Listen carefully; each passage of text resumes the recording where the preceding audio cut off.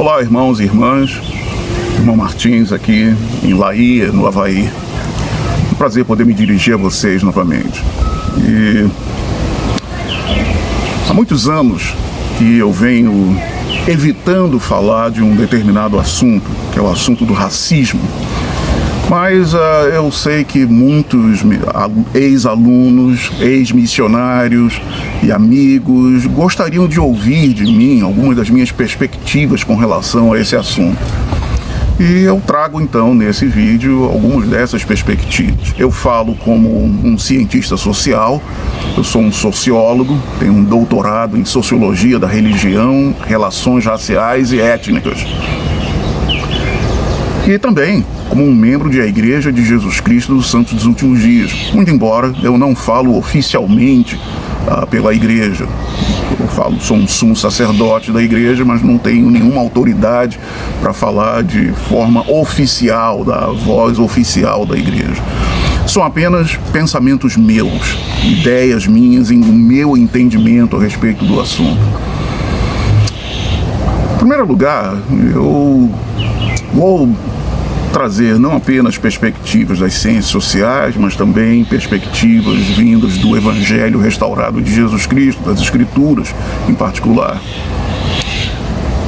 E a maneira de ver é que o racismo não é uma novidade, não é um fenômeno moderno. Pelo contrário, parece ter sido uma característica universal da humanidade há milênios. Nós vemos que é uma reação visceral, uma força quase incontrolável que molda emoções cruas que desafiam a razão. Eu vejo que o racismo, na sua essência, começa com a desvalorização, com a desumanização de uma outra pessoa, de um outro grupo. Eu vejo nas Escrituras, indo logo para a Bíblia, que essa desvalorização começou quando Caim valorizou mais as propriedades do irmão dele, Abel, do que a vida de Abel. O que seguiu então foi a formação de uma sociedade cuja economia era gerida por combinações secretas de assassinatos com fins lucrativos. Essa falsa filosofia de valorizar o lucro ou algum outro bem mundano, tangível ou não, acima do valor da vida humana, está na raiz do preconceito e do racismo. O colonialismo e a escravidão são meras consequências malignas dessa filosofia. Agora, para que o racismo seja perpetuado, ele necessita certos dogmas, certas crenças fundamentais. Tais dogmas são baseados na desumanização, na difamação das outras pessoas ou de outros grupos por causa da cor da sua pele ou por causa da sua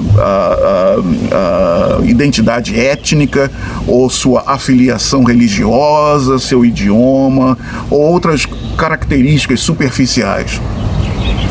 Muitas vezes esses dogmas são cobertos com uma camada bem fina, um verniz bem fininho de lógica e inteligência, quando na realidade esses dogmas são manifestações, são realmente manifestações dessas emoções viscerais que são grosseiras e ilógicas. A maioria das pessoas não é racista ou não se considera racista, mas o racismo pode ser perpetuado quando muitas pessoas aceitam ou propagam opiniões racistas sem criticá-las, sem analisá-las, ou quando ficam indiferentes, adotando aquela atitude de isso não é bom, né? Mas o mundo é assim e ninguém pode mudar. Ou então, quando elas agem com desdém. O racismo pode ser perpetuado quando pessoas agem com desdém, dizendo: lá vem você exagerando de novo. E por causa da imperfeição humana, Sempre vai existir um ou dois incidentes envolvendo pessoas de uma outra raça ou de um outro grupo étnico que vão ser usados para confirmar essas visões racistas.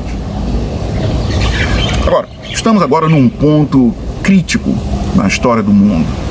Temos esses protestos que estão acontecendo atualmente nos Estados Unidos e em muitas outras partes do mundo, exigindo mudanças e exigindo mudança com relação a relações raciais ou a melhoria de relações raciais.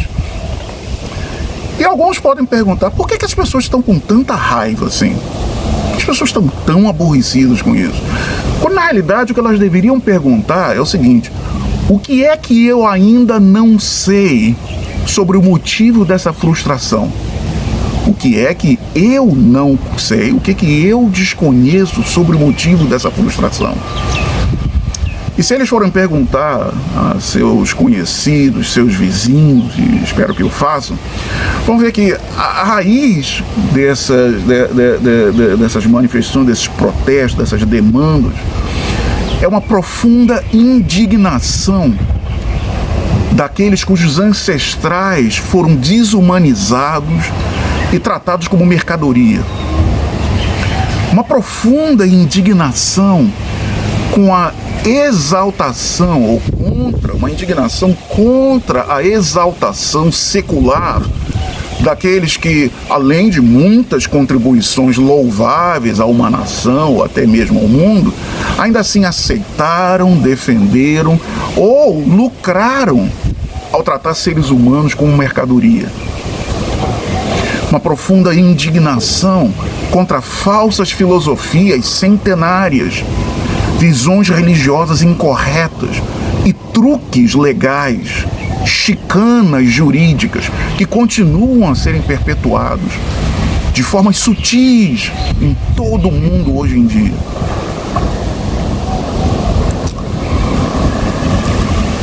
Como é viver como um negro? Talvez, como eu disse, vocês devem perguntar a pessoas que são conhecidas seus. Eu vou dizer para vocês como é que eu vivo como um negro. Tanto quando vivi no Brasil, como vivo aqui nos Estados Unidos. Eu vivo metade da minha vida aqui nesse país. Pouquíssimas pessoas fora da minha família sabem de algumas dessas histórias, ou sabem essas histórias com os detalhes que eu vou contar aqui agora. Mas sou um sexagenário agora e acho que está na época de eu colocar a coisa em pratos limpos aqui. Algumas das experiências como negro podem ser engraçadas, outras já são preocupantes e outras são muito sérias, têm consequências muito sérias. Na qualidade de experiências engraçadas, eu me lembro uma vez, muitos anos atrás, acho que teria sido em torno de 2002, eu estava numa conferência profissional em Denver, Colorado, nos Estados Unidos. E eu estava lá com alguns colegas da BYU Havaí, alguns colegas professores, chefes de departamento, decanos. E no domingo nós saímos da conferência profissional e fomos à igreja. Eu estava com o carro alugado, então eu dei carona para todo mundo. Mas, como era a primeira vez que eu estava em Denver, não cheguei a tempo. Não chegamos a tempo para pegar o início da reunião. Já pegamos a reunião sacramental começada. E sentamos no fundo da capela, no último banco lá. E logo depois que nós chegamos, começou o hino sacramental. Então eu estava aqui, tinha um colega meu e um terceiro colega. E esse terceiro colega tinha uma voz de tenor lírico belíssima. Quando o hino começou, ele começou a cantar. E o pessoal tentando olhar para trás na congregação, ver quem é que estava cantando. Muito bem, então terminou a reunião.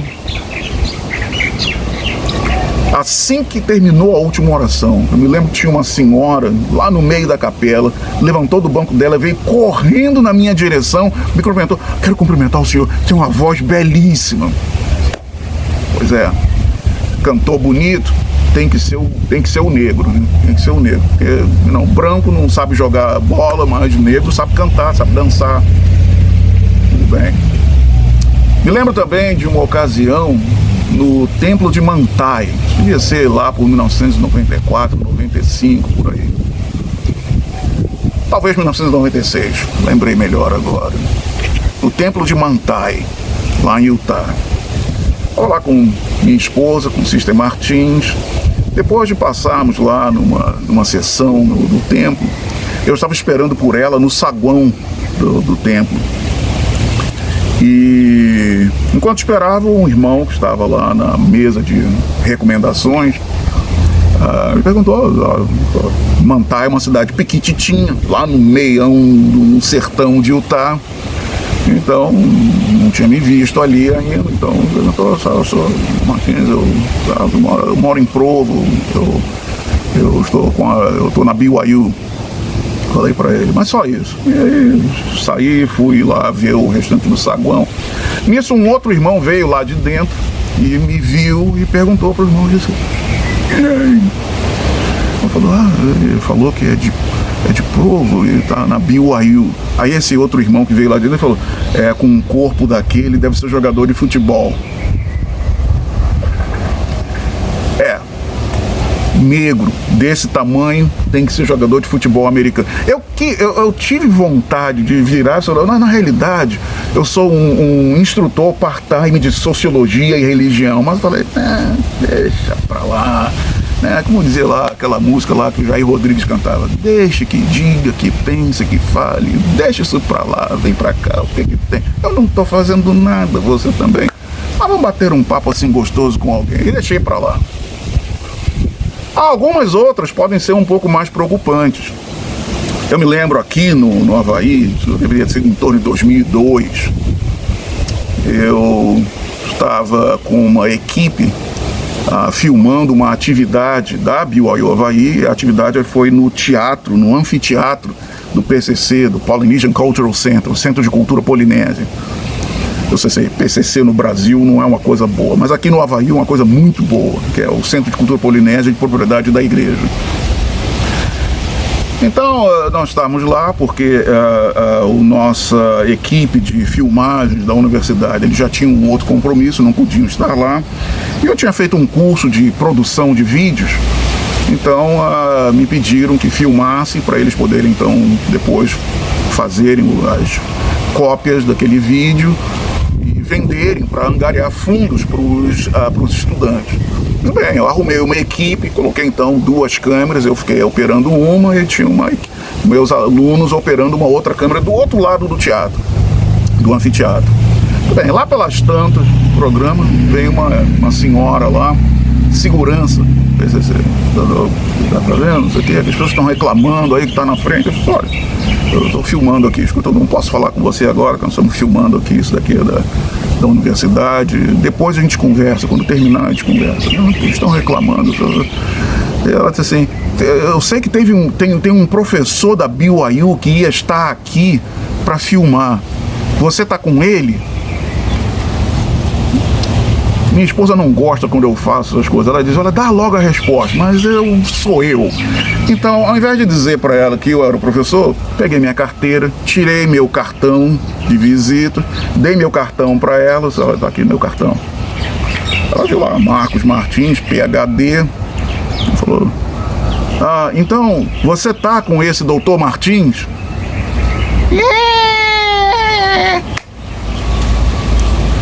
Eu falei assim: olha, eu já estava começando um outro grupo, era um grupo de alunos apresentando danças de várias nações. Falei: olha, eu tenho que operar a câmera aqui, a gente conversa depois, tá? Ela saiu, daqui a pouco ela volta com 2 policiais, do Departamento de Polícia de Honolulu, HPD. Quando eu vi os 2 policiais ali, aí veio naquela mente, vocês escutam, olha, é o seguinte: na história da minha vida, eu não vou querer ver nenhum episódio de Havaí 5.0. Então, policial, só podemos ir lá fora conversar. Eu larguei a câmera lá, fui lá, expliquei o que era e tudo. Mas aí, meu sangue já estava fervendo nessa hora. Eu falei, olha, me chamaram a polícia em mim, eu estou fazendo meu trabalho aqui, me chamaram a polícia. Fala, como é que é o negócio dele? Sabe, você quer saber uma coisa? Ok, tudo bem, vou parar de filmar, não tem problema. Fui lá, desliguei o equipamento, fui embora para casa. Eu sei, alguns de vocês vão dizer, mas irmão Martins, poxa, isso aqui, leva numa boa, isso aqui. O problema é que levar na boa é o seguinte, é que você leva na boa uma vez, 2 vezes, 3 vezes, 4 vezes, 5 vezes, até o dia que você agora eu não quero mais! Mas eu, logicamente, não ia dizer uma coisa dessas, né? Então é aquilo, você chega naquele ponto em que você começa a escutar, olha, é uma coisinha, depois uma outra coisinha, até que o dia que você estoura. Tem outras situações que são potencialmente mais sérias. 1995, eu estava na BYU terminando meu doutorado e estava, na época, como falei, instrutor part-time, eu não era funcionário da universidade, mas estava pensando seriamente, olha, ao invés de voltar para o Brasil, que tal ficar aqui na BYU? Eu tenho umas ideias, tenho coisas que eu poderia fazer, que seria uma bênção para muitas pessoas e também avançariam minha agenda de pesquisas.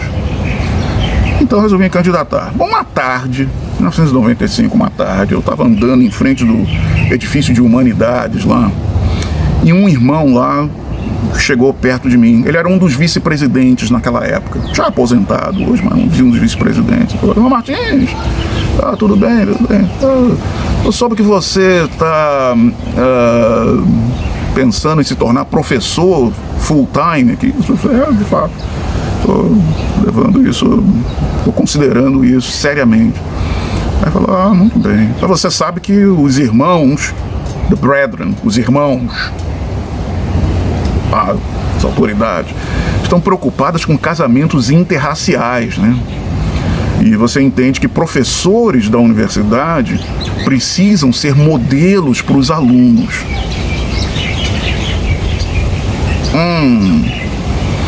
Captei a vossa mensagem, eminente guru, diria o personagem lá do programa do Chico Anísio.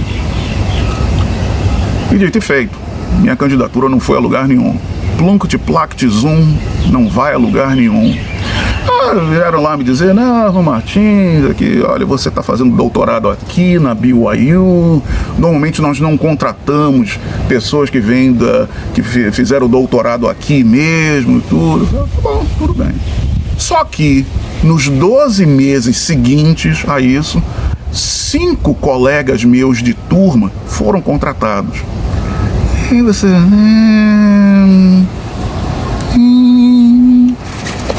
Você começa a se coçar, né? Muito bem. Vamos avante aí, 1997. Eu aceitei uma posição no Ricks College, que hoje é BYU Idol. Aí,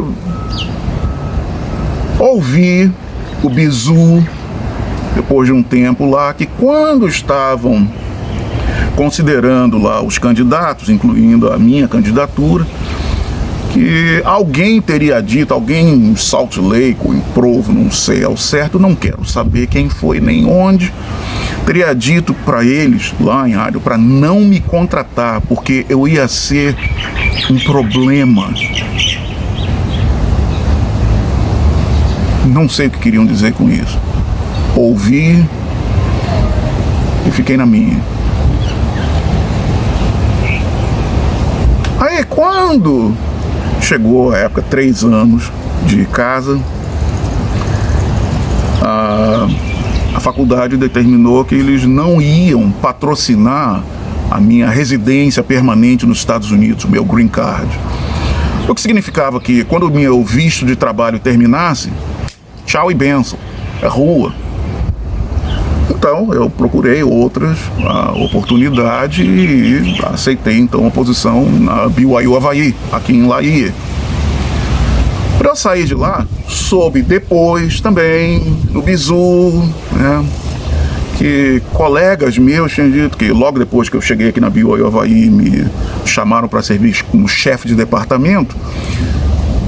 O bizu lá em Idaho foi que, não, pois é, Martim saiu daqui porque ele é ambicioso. Poxa, eu ainda pensei assim, poxa, será que eles sabem que eu ia ser mandado embora? Que a faculdade não queria patrocinar meu green card?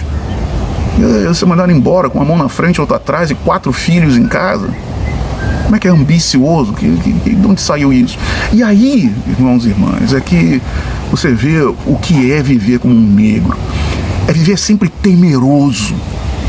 Porque sabe que as pessoas vão julgar você mais severamente do que julgam outras pessoas. Tudo que você fizer como profissional, como pessoa, sempre vão ter pessoas que vão tender a ver aquilo de uma forma negativa. Mesmo que sejam coisas normais que qualquer outro profissional faça, mas como você fez, não é o seu lugar.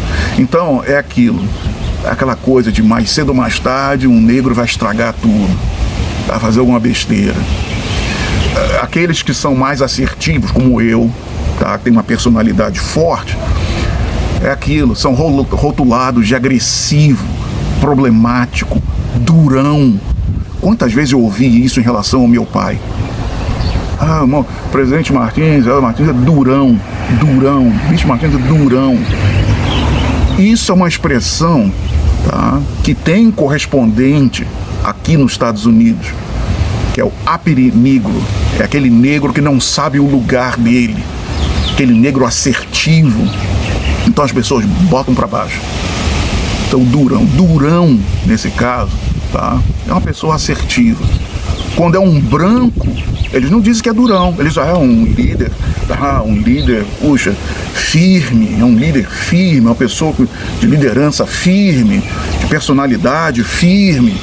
Não chamam de durão, mas o negro vão chamar de durão.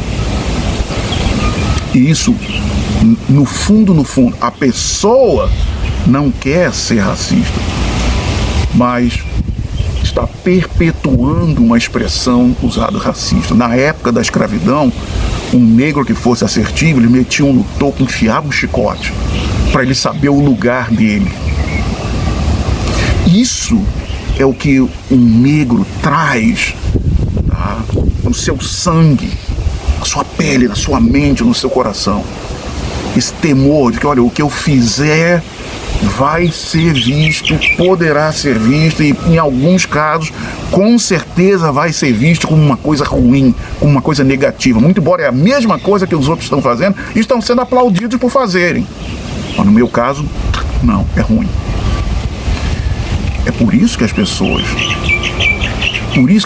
se frustram, ficam frustradas, ficam com raiva e saem para protestar.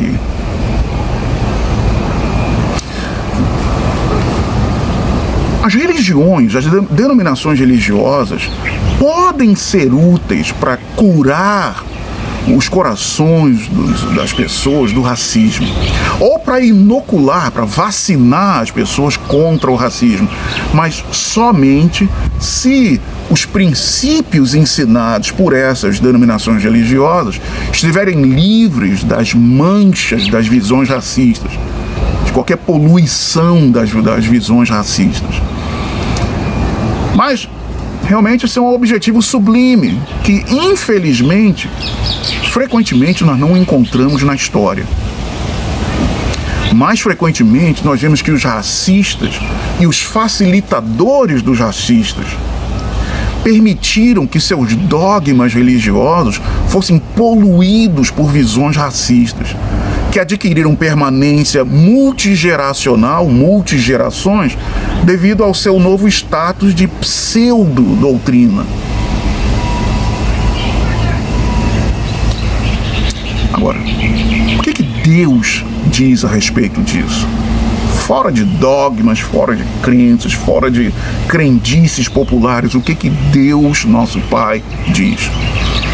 Eu sei, alguns de vocês já podem estar pensando: irmão Martins, Doutrina e Convênios, seção 18, versículo 10, o valor das almas é grande à vista de Deus. Tá bom, ótimo. Mas eu prefiro ir bem mais atrás, milhares de anos atrás, quando o Senhor estava tendo uma conversa com Enoque, o grande profeta e vidente. E encontramos na Pérola de Grande Valor, e aqueles que não sabem o que é a Pérola de Grande Valor, procurem os missionários da Igreja de Jesus Cristo dos Santos dos Últimos Dias. Esses missionários ou missionárias, temos as irmãs também, terão prazer em explicar para vocês algumas dessas palavras-chave, alguma dessa terminologia que eu estou usando aqui. Falem com os missionários, terão prazer em explicar para vocês o que é a Pérola de Grande Valor, o que é doutrina e convênios, o que é convênio e por aí vai. Mas lá na Pérola de Grande Valor nós encontramos o seguinte no livro de Moisés: e aconteceu que o Deus do céu olhou o restante do povo e chorou. E o Senhor disse a Enoque: olha esses teus irmãos, eles são a obra de minhas próprias mãos, e eu dei-lhes mandamento de que se amassem uns aos outros e que escolhessem a mim, seu pai. Mas eis que eles não têm afeição e odeiam seu próprio sangue. Uma das coisas que nós encontramos nos últimos 2 séculos, nos últimos 200 anos, são cientistas usando as ferramentas científicas para propagar ideias racistas, de usar categorizações que colocam diferentes raças numa progressão cada vez, vamos dizer assim, cada vez mais estratificada, com a raça branca no topo e os negros, a raça negra, lá no fundo, lá embaixo. A ponto de que alguns até questionavam se os negros eram mesmo seres humanos, ou se não era uma subespécie humana. E alguns religiosos cristãos adotaram isso e inventaram suas próprias interpretações, dizendo que não, os negros não são seres humanos, não são descendentes de Adão e Eva, são descendentes das bestas que foram criadas lá no início do mundo. Isso foi ensinado em religiões cristãs, protestantes e outras. O Senhor diz isso: eles odeiam seu próprio sangue. Nessa dispensação, em Doutrina e Convênios, o Senhor deu uma revelação ao profeta Joseph Smith, dizendo que todo homem estime a seu irmão como a si mesmo e pratique a virtude e a santidade diante de mim. E novamente vos digo, que todo homem estime seu irmão como a si mesmo. Pois qual é o homem entre vós que, tendo 12 filhos, que o servem obedientemente e não faz acepção deles? Diz a um: veste-te com mantos e senta-te aqui, e ao outro: veste-te com trapos e senta-te acolá. E olhando para seus filhos diria: sou justo. Eis que isto vos dei como parábola, e é como eu sou. Digo-vos: sede um. Se não sois um, não sois meus. Que todo homem estime seu irmão. Estimar também significa não apenas gostar, mas avaliar, apreciar, prezar, valorizar, considerar, julgar. Que todo homem julgue a seu irmão como a si mesmo. Que todo homem valorize seu irmão como a si mesmo. Essa é a expectativa que Deus Altíssimo tem.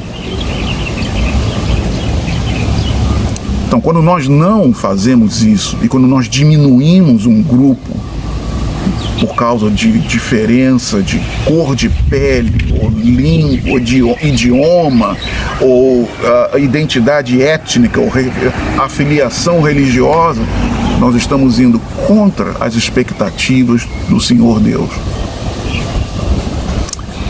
Muito bem. Atualmente, existem muitas questões. Eu acredito que vocês queiram saber qual é a minha opinião sobre muitas dessas questões que estão sendo discutidas atualmente. Uma delas é sobre a alteração de nomes. Recentemente, aqui nos Estados Unidos, surgiu a ideia de isso na mídia social, diga-se de passagem, de mudar o nome da Universidade Brigham Young, colocar o nome de algum outro personagem na história da igreja, mas não Brigham Young.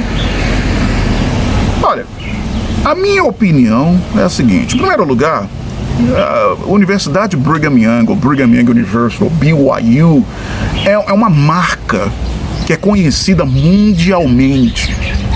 Eu me lembro uma vez eu estava lá na República Popular da China, na China comunista, numa conferência profissional. Quando eu fui falar lá com um distinto pesquisador lá, membro de uma das grandes universidades lá, quando eu falei que era da Brigham Young, antes que eu falasse University Hawaii, ele já estava apertando minha mão. BYU, então, assim, os caras gostam da BYU, legal. Então, existe essa marca registrada, por assim dizer, que é reconhecida mundialmente e respeitada mundialmente. Agora, também tem o seguinte: o presidente Brigham Young foi e é ainda, onde quer que ele esteja lá no mundo espiritual, na terra pós-mortal, ele foi e é um verdadeiro profeta do Senhor. Não tem como mudar isso. Agora, o irmão Brigham Young foi, e muito provavelmente hoje em dia não é mais, um homem do século XIX. E, como eu já declarei isso anteriormente em outras conversas online, não acredito ser justo esperar que 170 anos atrás Brigham Young tivesse a mesma consciência social de um Martin Luther King Jr. Então, para aqueles que têm um problema com o nome Brigham Young, eu diria o seguinte: olha, tenha paciência, que daqui a uns 80 e poucos anos você vai poder encontrar Brigham Young pessoalmente e vai poder soltar o verbo em cima dele. Ou então, naquela altura do campeonato, você vai ser como eu, vai dizer: deixa isso pra lá, isso é entre ele e Deus. Alguns outros ficam perguntando sobre a ideia da igreja se desculpar por ter proibido a ordenação, por causa da restrição do sacerdócio, de proibir a ordenação de homens negros ao sacerdócio. Eu querer desculpas da igreja? Não, eu só quero as bênçãos associadas aos convênios que eu fiz com Deus e com minha esposa, através da misericórdia de Jesus Cristo, do poder de sua expiação. Um outro assunto que é muito falado é a questão de reparações.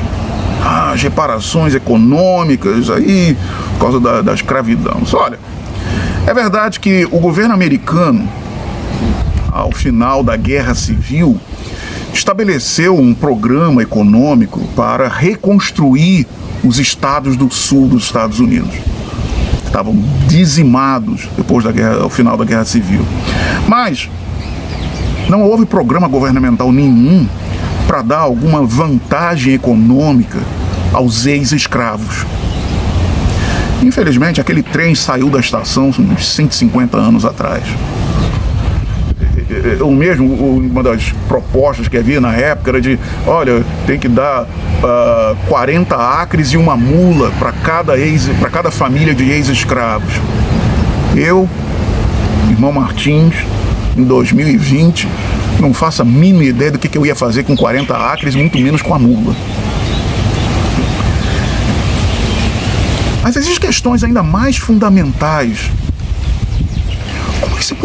Como se poderia quantificar a tragédia de vidas humanas mantidas em cativeiro mental e físico por gerações? Como quantificar milhares de vidas desconhecidas, assassinadas a sangue frio durante a travessia do oceano? Como uma sociedade moderna poderia corrigir ou reparar os estupros, a tortura, a brutalidade e outros crimes contra a humanidade que foram perpetrados durante o período de escravidão? Eu não tenho resposta para essas perguntas, mas são perguntas fundamentais para esse assunto. Então, para mim, racismo, os racistas devem ser punidos, precisam ser punidos. E a minha punição ideal para um racista, eu acho que vocês vão perceber para onde que eu estou indo agora. Minha punição ideal para um racista seria o seguinte: em primeiro lugar, dar a essa pessoa uma perfeita consciência do erro das suas crenças racistas. Uma perfeita consciência que o levasse a sentir uma infinita agonia por causa daqueles erros, por causa daquelas crenças erradas. Uma infinita agonia, as penas do inferno. Depois que a pessoa sentisse essas penas do inferno, aí leva a pessoa, bota ela lá numa coluna lá e senta o chicote nela. Daqueles chicotes de couro com pedaços de metal, sabe? Aquilo.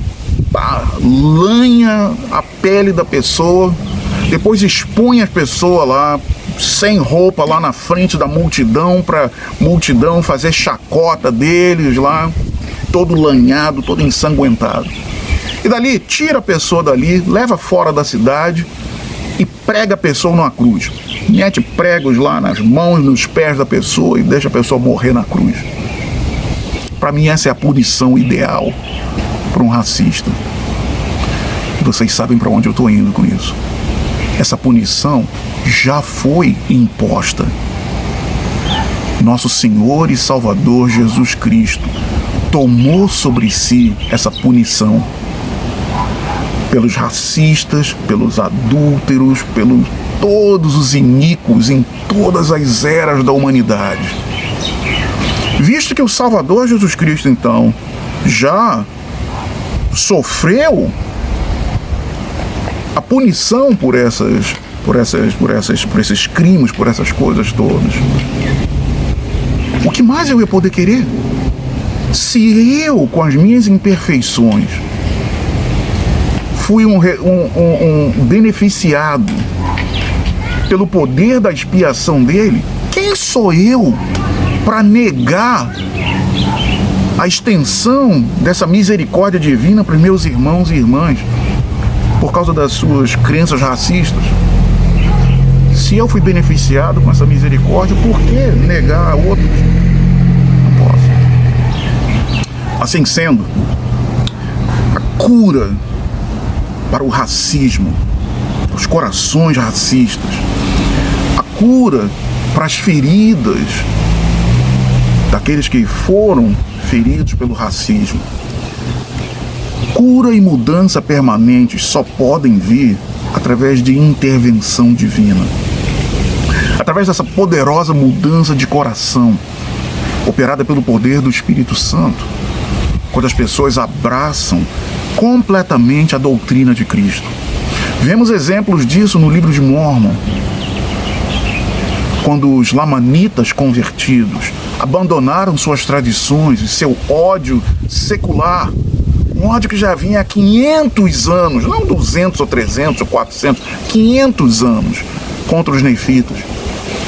E aqueles grupos de lamanitas abandonaram completamente o seu ódio, a ponto de tornarem-se muitos, milhares deles, mártires da sua recém-adquirida fé.